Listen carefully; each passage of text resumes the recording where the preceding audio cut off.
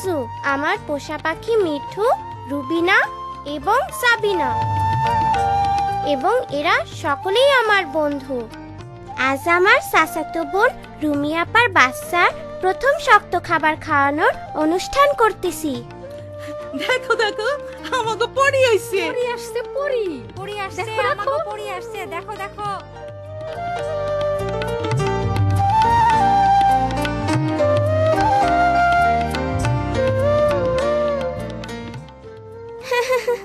দীপু আমাগো গ্রামে সব থেকে দুষ্টু ছেলে হইলেও সকলে তারই উপকারী পরি বলতেছে।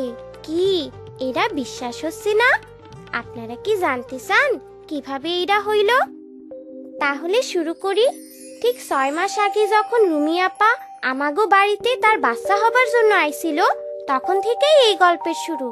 এরপর থেকে প্রত্যেক রাতে সেই দৈত্য জাদুর মতো চলে আসতো এবং অসমাপ্ত জুতা তৈরির কাজ করত। প্রত্যেক দিন সকালে ঘুম থেকে উঠে সেই ভালো মুচি আর তার বউ দেখতো এক এক জোড়া সুন্দর জুতো সারি সারি সাজানো, এবং শেষে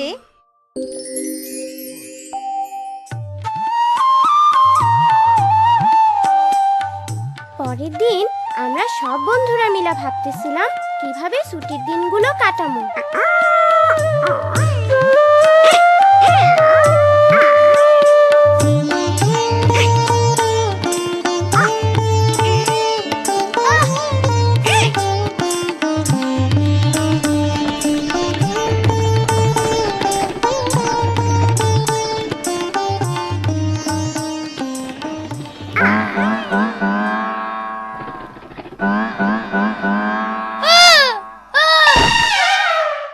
অসভ্য পোলাপান, ভালো কিছু কইরা সময় কাটাইতে পারোস না। যা, দূর হ, দূর হ, দূর হ। আমি জানি আমরা কি করতে পারি। আমি আমার রুমি আপার কাছ থেকে শোনা দৈত্যের গল্পটা বন্ধুদের বলি, এবং আমরা ঠিক করি ওই দৈত্যের মতো গোপনে গ্রামের সবার জন্য ভালো কিছু করব। তাইলে কি আমরা ভালো দৈত্যের মতো হমু? কিন্তু এইটা গোপন রাখতে হইব। তারপর কয়েকদিন আমরা অনেক ভালো কাজ করছিলাম।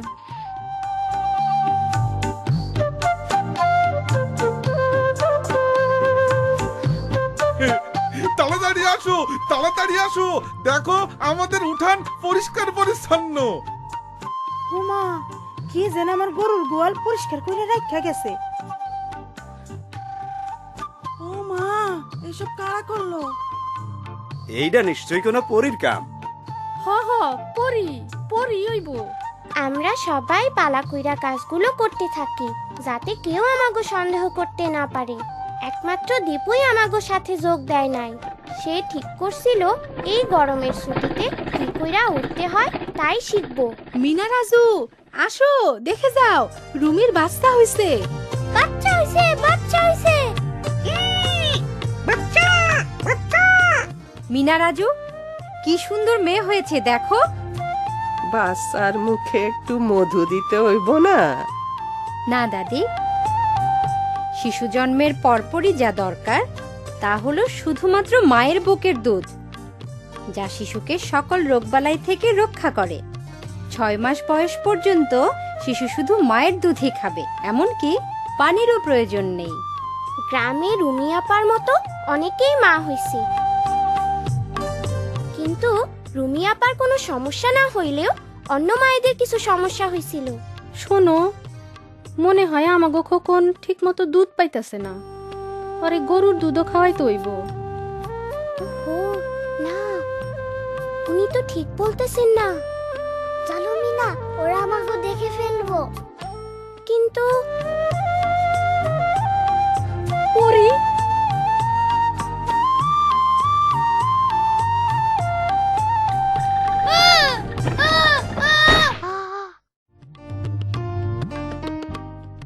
এর মধ্যেই গ্রামের লোকজন ভাবতে লাগলো যে তারা পরীকেই দেখেছে। গ্রামবাসীর সকল স্থানে পরীর ব্যাপারে নানা রকম কথা বলতে লাগলো। কেউ বলল গাছের উপরে অনেক ফুল ফুটছে, সেইখানে পরী দেখছে।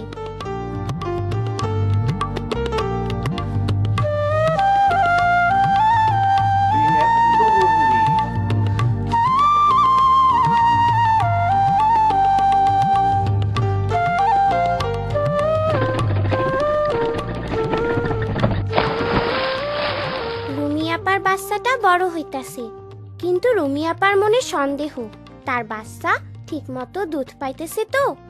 একদিন স্বাস্থ্য আপা আয়শা তারে বোঝালেন, বুকে দুধ জমিয়ে রাখার প্রয়োজন পড়ে না। শিশু যতক্ষণ খাবে ততক্ষণই মায়ের দুধ পাবে। সেটা আমি কিভাবে বুঝবো?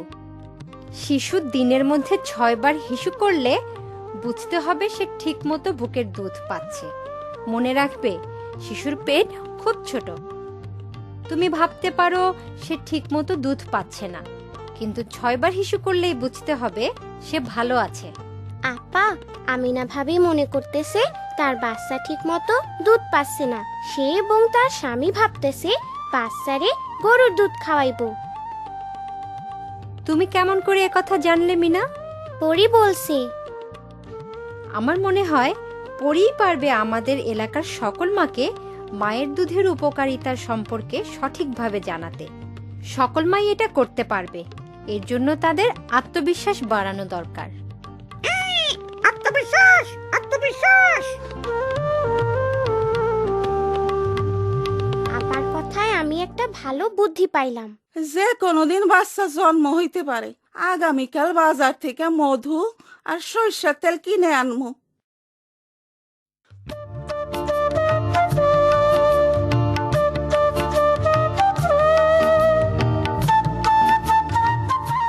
নিজের প্রতি আস্থা রাখতে হবে।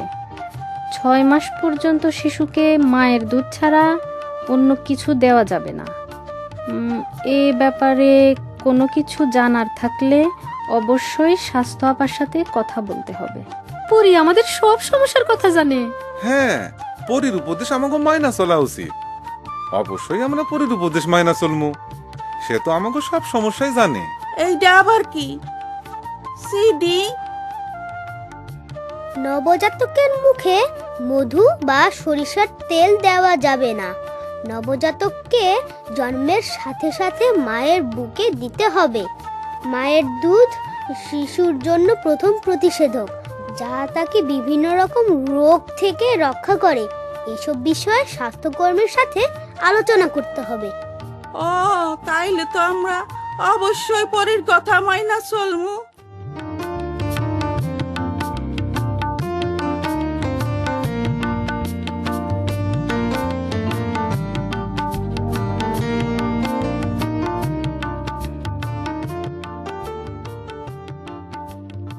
আমাগো ছুটির শেষ রাইতে আমরা আমাগো শেষ ভালো কাজটা করতে গেলাম।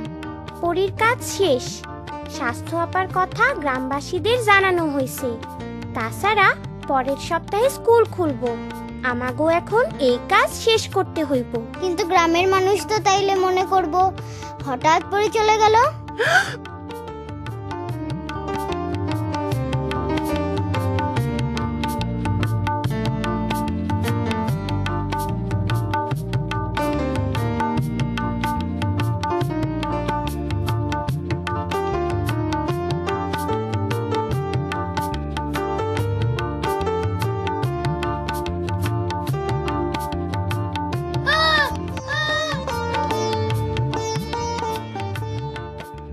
আরে পরী, আমরা পরী পাইছি।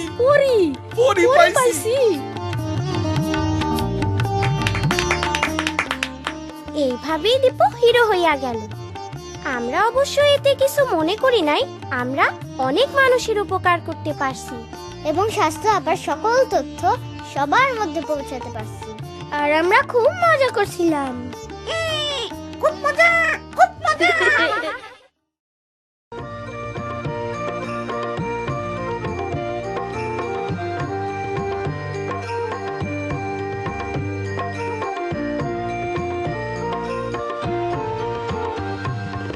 আমি বাবা মায়ের শত আদর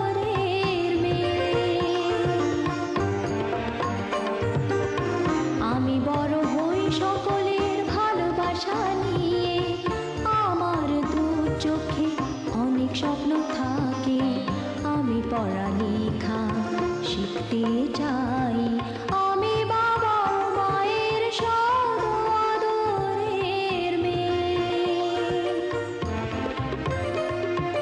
যদি চার দেয়ালের মাঝে কাটে সারা জীবন, তাহলে থাকবো শুধু বোঝা হয়ে। শিক্ষা আমায় মুক্তি দিবে, মুক্তি দিবে। আমি তো কালকের খুশি আর আশা, আমারও তো স্বাদ আছে, আছে অভিলাষা। ঘরে বেঁধে রেখো না, নিয়ে যাও এগিয়ে আমি বাবা ও মায়ের সদ আদরের মেয়ে। আমি বড় হই সকলের ভালোবাসার